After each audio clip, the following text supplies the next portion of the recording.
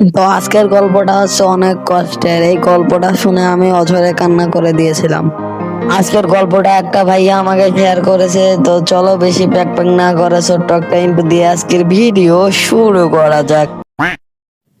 তো একটা বস্তি এলাকায় থাকতো রিয়াদ আর রিফাত। রিয়াদ আর রিফাত ছিল দুই আপন ভাই। রিয়াদ ছিল ছোট আর রিফাত ছিল বড়। রিয়াদ পড়াশোনা করতো আর রিফাত দিনমজুরির কাজ করত। পরিবারটি ছিল খুবই দরিদ্র। তারা দুই ভাই আর মা বাবা নিয়ে পরিবারটি চালাতে হিমশিম খাচ্ছিল। রিফাতের কাছে একটা 1 জিবি ভাঙা মোবাইল ছিল। রিয়াদ স্কুল শেষ করে ভাইয়ার পাশে বসে ফ্রি ফায়ার গেম খেলা দেখতো। রিয়াদ অনেক মজা পেত ভাইয়ার ফ্রি ফায়ার গেম খেলা দেখে। রিফাতের গেম খেলার সময় রিয়াদ বলল, ভাইয়া আমাকে এক ম্যাচ গেম খেলতে দিবে? রিয়াদের কথা শুনে রিফাত বলল, এই রে পাগলা, তুই পারবি না, এটা র্যাঙ্ক ম্যাচ। ভাইয়ার কথা শুনে রিয়াদের মনটা খারাপ হয়ে গেল। রিফাত ছোট ভাইয়ের মুখের দিকে তাকিয়ে বুঝতে পারলো ছোট ভাই কষ্ট পেয়েছে।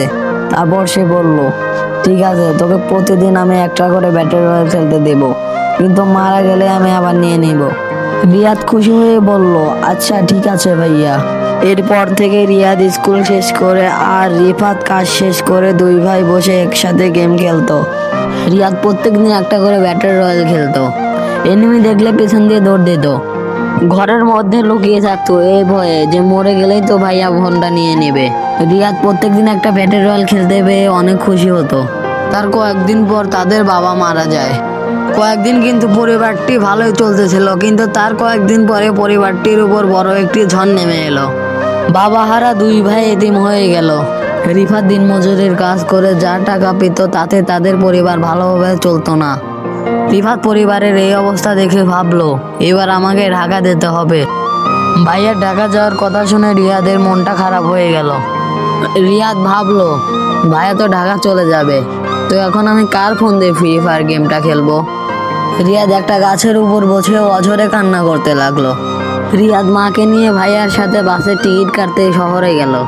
বাসের টিকিট কেটে তারা তিনজনেই ঘরে ফিরে এলো। বাড়ি এসে তিনজনেই অঝরে কান্না করতে লাগলো। মা কান্না করতেছিল যে রিফাত তো আমাদের ছেড়ে অনেক দূরে চলে যাবে। রিফাত কান্না করতেছিল ছোট ভাই আর মাকে ছেড়ে সে অনেক দূরে চলে যাবে এর জন্য। ছোট ভাই রিয়াদ কান্না করতেছিল এর জন্য যে সে এখন কার ফোনে ফ্রি ফায়ার গেমটা খেলবে, কারণ সে ছোট ছিল, বুঝতো না। রিয়াদ ঘুমিয়েছিল। ভাইয়া রিয়াদকে ঘুমের মধ্যে রেখে ঢাকা চলে গেল। রিয়াদ ঘুম থেকে উঠে ভাইয়াকে খুঁজলো, কিন্তু কোথাও পেল না। মাকে জিজ্ঞাসা করলো, ভাইয়া কোথায় গেছে? মা বলল, তোর ভাইয়া ঢাকা চলে গেছে। মা বলল, তোর ভাইয়া তোর জন্য একটা জিনিস রেখে গেছে। মা ভাইয়ার ফোনটা রিয়াদের হাতে দিয়ে বলল, তোর ভাইয়া তোর জন্য ফোনটা দিয়ে গেছে আর বলেছে তুই যেন সারাদিন পড়াশোনা শেষ করে রাত্রে বসে ফ্রি ফায়ার গেমটা খেলিস।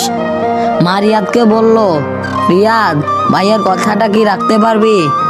রিয়াদের মুখ থেকে একটা কথা বের হলো না। রিয়াদের চোখ থেকে শুধু টলটল করে পানি পড়তে লাগলো।